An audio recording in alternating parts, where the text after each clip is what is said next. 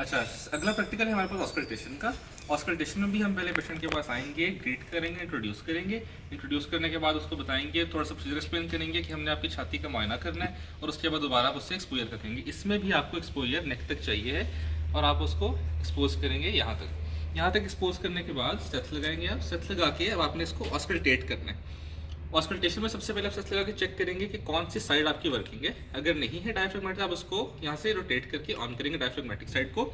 अब आपने 4 वॉल्व चारों को करना है। सबसे पहले आप यहाँ से कैलकुलेट कर लो कि आपके पास कौन सी स्पेस बन रही है, 1 2 3 4 और 5th। तो 5th स्पेस मेरे पास यहाँ पे बन रही है एट मिड क्लेविकुलर लाइन।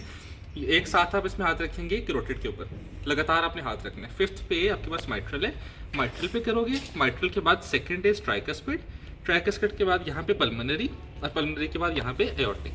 यहाँ तक आपने चारों कर लिए, हाथ आपने कैरोटिड पे सब में रखे रहना है। उसके बाद आप इसको दोबारा रोटेट करोगे, डायफ्रेगमेटिक से बेल वाली साइड पे लाओगे, उसको चेक करोगे इट वर्किंग और नॉट।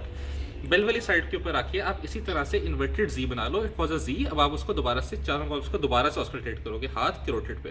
पहले एओर्टिक, एओर्टिक के बाद पल्मोनरी, पल्मोनरी के बाद यहाँ पे ट्राइकस्पिड, और ट्राइकस्पिड के बाद यहाँ पे दोबारा से माइट्रल। उसके बाद आप ये हटा के दोबारा से उसको शुक्रिया अदा करेंगे, और शुक्रिया करके स्पोयर ठीक कर देंगे, दोबारा उसकी शर्ट वगैरह नीचे कर देंगे, और थैंक यू, और बात खत्म।